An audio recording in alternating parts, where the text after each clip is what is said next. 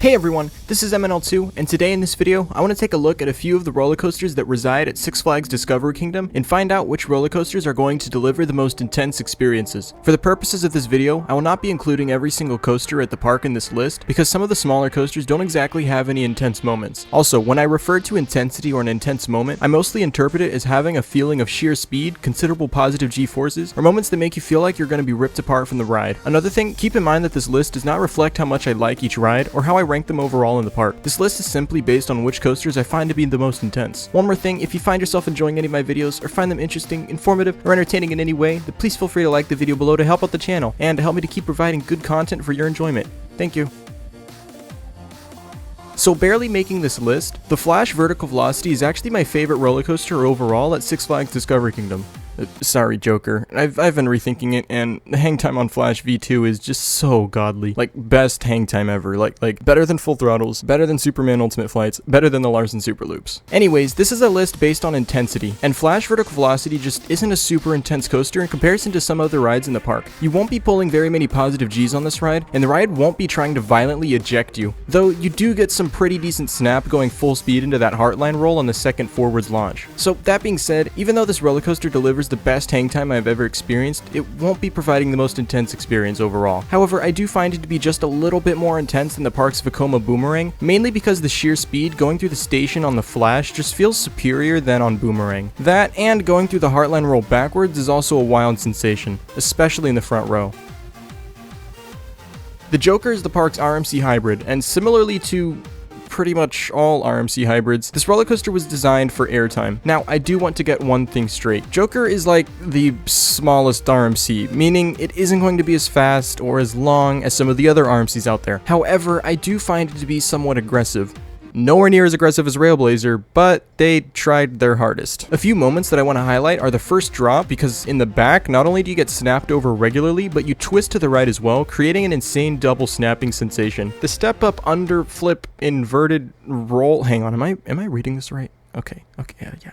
Okay, yes, the step up under flip inverted Rick roll and the off-axis airtime hill immediately after the 180-degree stall. The step up under that thing is approached with a lot of momentum as you soar through it, giving you great lateral whip. The off-axis hill as well, it's an off-axis hill. It's just bizarre. But other than that, this ride won't exactly deliver an extremely out-of-control experience, nor are there really any significant moments of positive G-forces. I really wish I was able to ride this thing more than twice, but unfortunately, Six Flags just wasn't having a good day when it comes to the Joker. Now, here's where we start getting into the powerful coasters. Superman Ultimate Flight is the pure definition of a powerful coaster. This thing, along with all the Skyrocket 2s I imagine, give you an insane mixture of high velocity and intimidating slow hang time. The very first launch doesn't really do much aside from get the ride going. It isn't super fast or powerful, but the following two launches are significantly better. Discovery Kingdom has quite a few coasters that will send riders back and forth through the station really fast, but I think that of them all, this one is the best when it comes to delivering feelings of sheer speed as you blast through the station. When you launch backwards up into the non-inverting loop, you get a weird lateral hanging feeling in between these launches, and then the final launch gives you some great snap as you do a full 180 on the way up to the 150-foot Heartline roll. Assuming you don't get stuck right before the roll, this is yet another outstanding moment of hang time that can only be outmatched by Flash Vertical Velocity, Full Throttle, Hammerhead Shark, Larson Super Loops, Pantheon Stall, Goliath Stall, Twisted Colossus Stall, the Joker Stall, Ghost Rider's Stall, Intimidator 305 stall, Pony Express's stall, Max Air stall, Hypersonic XLC stall, and of course, Tweety's Escape stall. Okay, all jokes aside, this is actually an incredible moment of hang time. The next best moment comes on this drop immediately after the Heartline roll, and even though it is trimmed, it is such an aggressive drop, because similarly to the Joker, it not only snaps you over the top, but it gives you some insane lateral snap as well, enough to knock your socks off. Or, in my case, your glasses. Anyways, Superman Ultimate Flight is a super intense coaster, and I really hope to ride some more Skyrocket 2s out there. Medusa is the park's B&M floorless coaster, and it is also the park's only B&M. I'm not going to talk a whole lot about this coaster in terms of ride experience, because if you've seen my video ranking Magic Mountain's coasters by intensity, then, well, I basically feel the exact same way about Medusa as I do Scream. Like, they're basically the same ride. Not clones, but their layouts are so similar that they might as well just be. Which ultimately makes me so confused as to why Medusa has such a high reputation, while Scream has a low one. I only found Medusa to be ever so slightly smoother than Scream, but I also found Scream to be more intense, so those two factors kind of cancel each other out. Let's see, they're both parking lot coasters, and you literally cannot argue with me otherwise. And neither have any special effects or any actual theming whatsoever, unlike their East Coast counterpart Bizarro at Great Adventure. So, why exactly does everyone love Medusa but hate Scream? My theory is that since Medusa is Discovery Kingdom's only B&M, it doesn't really have another B&M to compare to, whereas Scream has 3 other legendary B&Ms in the same park. I can't say for sure, but hey, that's just a theory. Fine. So anyways, Medusa is super powerful and pulls some great positive G-forces, has really great speed sensations, and a few whippy moments, particularly on the 0G roll and the 2 final corkscrews. So wait, I already put Medusa, Superman, Joker, and the Flash on this list somewhere. So what could I have possibly put at number 1? Well, spoiler alert, it's not Batman. I wouldn't call it intense, just very fun and disorienting, I guess. If you want to ride an intense 4D free spin, then ride an Intamin Zaxbin. Most intense experience you'll ever get, and it won't actually be painful.